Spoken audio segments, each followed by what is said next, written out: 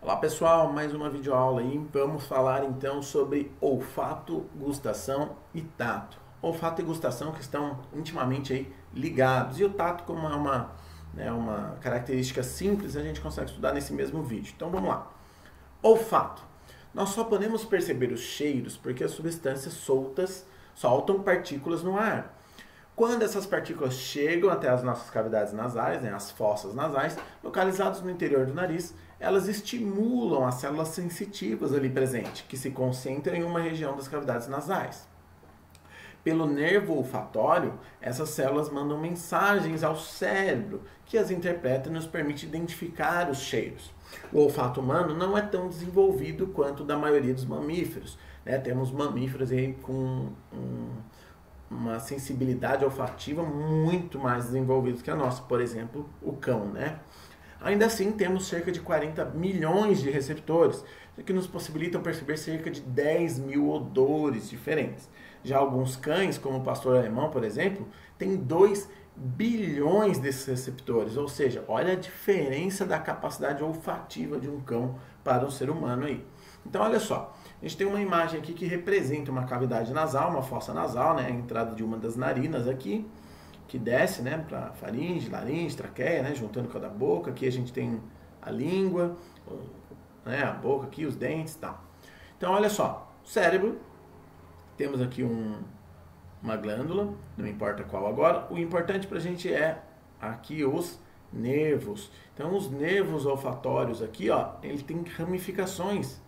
E as suas ramificações estão na parte superior da cavidade nasal. Então, quando a gente inspira, o ar passa pelos receptores nasais, os receptores olfatórios, passa pelos cílios dos receptores.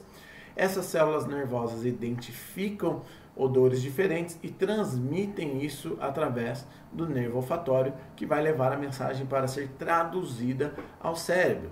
Essa parte cheia de buraquinhos aqui é a parte óssea, a estrutura óssea aqui do crânio, na parte inferior do crânio, que vai permitir a passagem desses nervos. Então aqui é quando a gente vai sentir de fato o odor de alguma substância ou de algum alimento e vai ser transmitida para o cérebro e traduzida, beleza?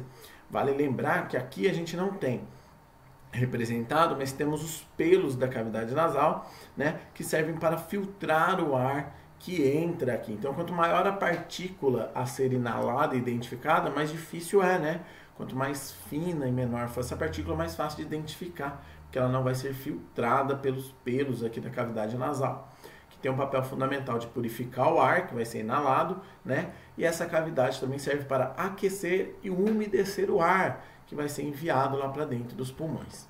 Então, depois disso a gente entra em gustação. Tanto que o olfato é muito simples, O sentido da gustação nos dá as informações sobre certas substâncias dissolvidas no alimento.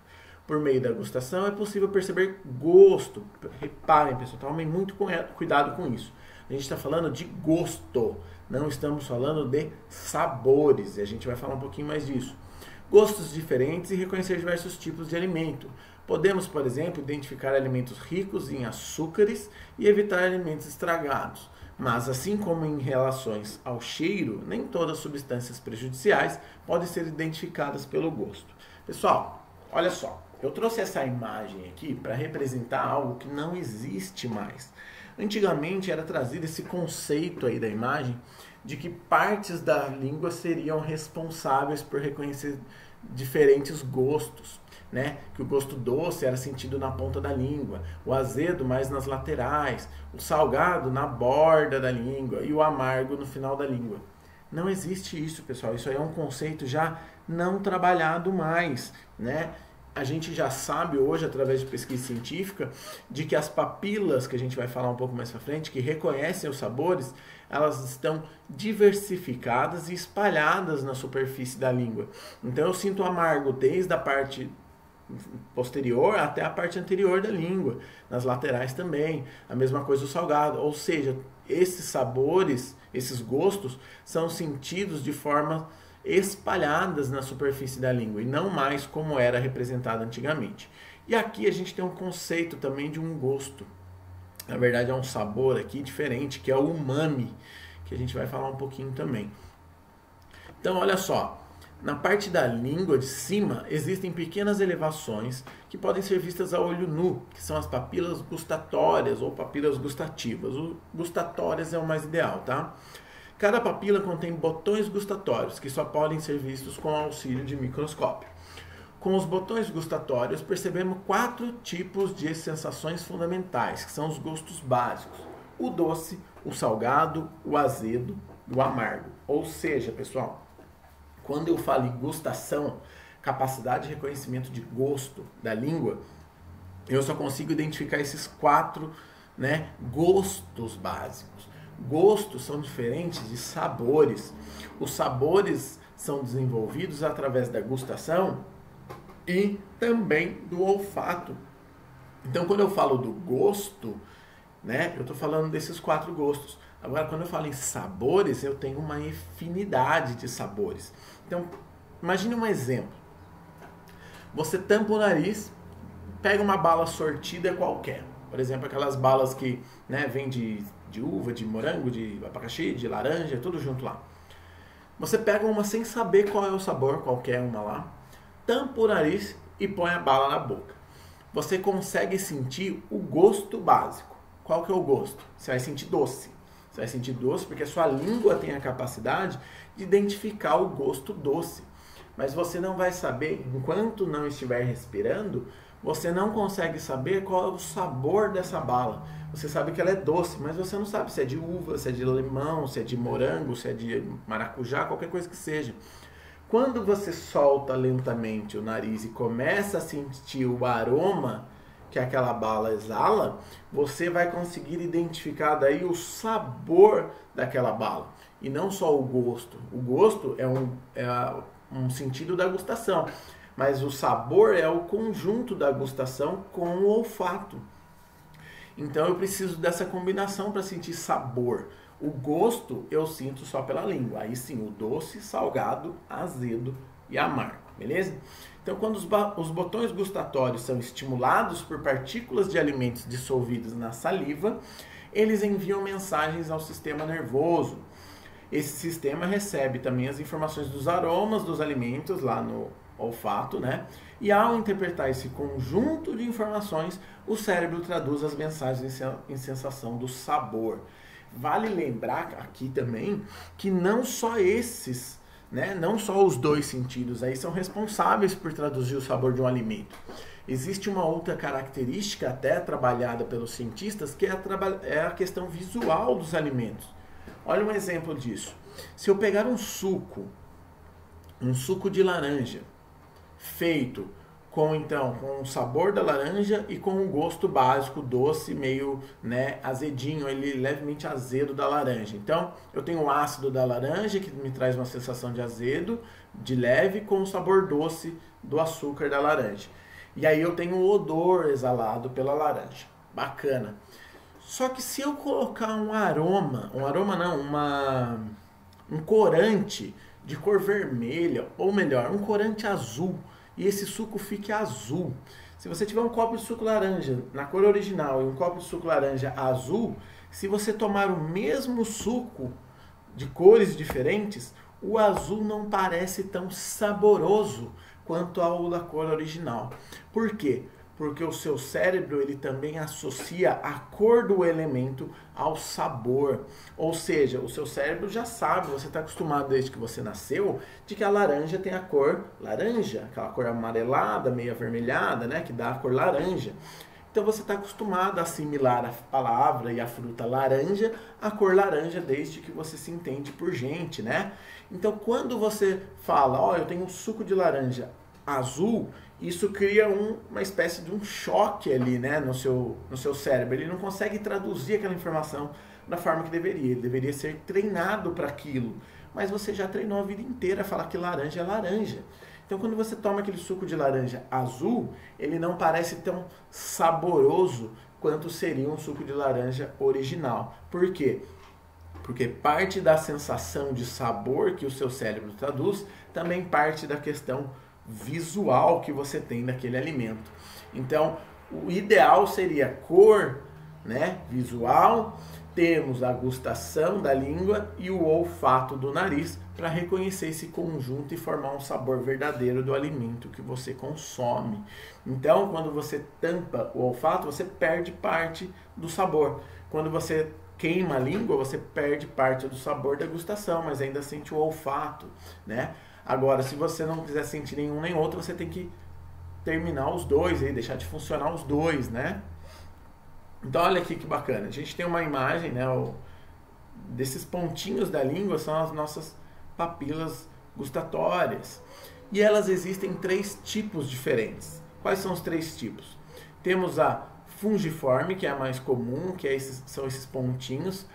Se você olhar em um microscópio, isso apareceria vários calinhos, assim, parece um funguinho, um cogumelinho, né? Olhando microscopicamente. Por isso que ele leva esse nome de fungiforme. Temos as foliadas, que são cortes. Então, os receptáculos aqui das papilas, elas estão mais na parte interna, elas estão mais presentes na lateral da língua. Se você olhar sua língua lateralmente por um espelho, você consegue ver algumas fendas microscópicas ali. E você consegue ver por quê? Porque são cortes de fato, a sua língua não está cortada, é dela, são as fendas ali das papilas gustatórias foliadas. E lá para o final da língua a gente tem as circunvaladas, que são como se fossem fendas laterais também, porém no interior da região central da língua, beleza? Então o alimento passa por ali e ele percebe o alimento através dessas fendas, tá? Então tem esses 3 tipos. Aqui vale falar ainda do sabor umami que eu citei ali no começo, né? E ele traz o tomate como exemplo aqui. O sabor umami, pessoal, é um sabor trabalhado desde 1900, dos anos 1900. É um sabor identificado, mas ele não é muito difícil de teorizar isso, de que sabor é esse. É muito fácil eu falar para você de azedo e você já assimilar o que é um azedo. Um doce, um salgado, um amargo, esses sabores, né, esses gostos são fáceis de interpretar. O umami é um sabor, né, que depende de um gosto. O gosto é liberado por uma proteína chamada glutamato, né? É um aminoácido. Esse aminoácido, os alimentos ricos nesse aminoácido, liberam essa sensação aí, que é o umami. Esse umami, eles reconhecem, os primeiros cientistas que trabalharam aí com essa característica, eles descrevem o umami como se fosse um sabor agradável, um sabor que prolonga um sabor gostoso de um alimento. Então, um exemplo que eles costumam usar é que o tomate, que é rico nesse aminoácido, quando você faz uma macarronada com um molho de tomate maduro, muito bem feito, né, um molho natural, não aquele molho de saquinho que a gente compra, aquele molho natural feito do tomate bem maduro, ele cria uma sensação de sabor quando você se alimenta dele, que ele se prolonga dentro da sua boca. Esse é o sabor umami. O sabor umami é aquele sabor que dá agradabilidade ao paladar, que deixa um gosto agradável e duradouro na boca. Então o sabor umami, ele foi sendo trabalhado ao longo desses últimos anos na culinária como substâncias, alguns elementos são ricos nesses aminoácidos e eles prolongam um bom sabor. Então, se eu tenho um alimento ruim, rico em umami, esse gosto ruim não sai da minha boca. Se eu tenho um alimento gostoso, saboroso, rico em umami, esse sabor se prolonga também na minha boca. Então, o umami é mais ou menos isso. Ele traz uma sensação de agradável juntos aos alimentos saborosos e duradouro. Beleza? Esse umami ele tem entrado mais agora no termo dos sabores aí, mas ele já é um elemento trabalhado há muitos anos, né? Mais 100 anos aí. Mas que ainda não é bem claro, é um conceito muito filosófico de sabor, dizendo assim, né? Então ele não é tão claro quanto o salgado, o amargo, o azedo e o doce. Beleza? Então, por último, a gente entra aí, então, em tato, né? Vamos falar do tato. Do contrário, do contato com a pele de outra pessoa até a dor de uma queimadura, a pele nos dá informações importantes sobre o mundo. Isso é possível porque temos vários receptores sensitivos que acusam ali a dor, então, né? As sensações táteis, tanto de pressão e só o contato, e as sensações térmicas, como calor e frio. O tato é a percepção, então, de que algo tocou a nossa pele e de que esse toque ocorreu em determinado ponto dela. Então, o que a gente tem? A gente tem o tecido epitelial, né, que forma a nossa pele, ou seja, o revestimento completo do nosso corpo. E esse revestimento é rico em algumas estruturas. Quais são elas? Pelos, né? Sai da epiderme aqui, cresce o pelinho. O pelo auxilia na recepção. Por quê? Porque quando eu mexo ele, eu movimento a sua base. E eu tenho receptores nervosos, que são representados pela corzinha amarela aqui, tá bem clarinho na imagem, né? E ele reconhece isso. Então, eu tenho esse reconhecimento através do pelo, mas principalmente das estruturas de terminações nervosas do toque, que estão na parte mais superficial da minha pele. Então, toda vez que eu toco algo, uma terminação nervosa, ou várias delas, compreendem esse toque. Quando eu toco em mim mesmo, eu tenho dois receptores fazendo movimento, né? Mandando a mensagem. Tenho um receptor do meu dedo mandando a mensagem para o meu cérebro, e ao mesmo tempo eu tenho um receptor da minha mão mandando a informação do toque ao meu cérebro. Então, toda e qualquer parte, algumas partes do corpo têm menos receptores, então é menos sensível. Porém, outras partes são muito sensíveis, né, ao toque. E essa sensação de toque, ou de calor ou frio que a gente sente, também são reconhecidos por essas terminações nervosas. Essas terminações nervosas nos dão a condição desse sentido chamado tato. É algo muito simples, pessoal. É transmissão direto da glândula receptora, né, da terminação nervosa receptora, até o cérebro e vice-versa, né? O cérebro traduz a informação e manda de volta. Então, tato é esse sentido extremamente simples, né? Olha só, os receptores que acusam a dor são terminações de células nervosas que estão espalhadas em vários tecidos do corpo. A dor é uma informação importante.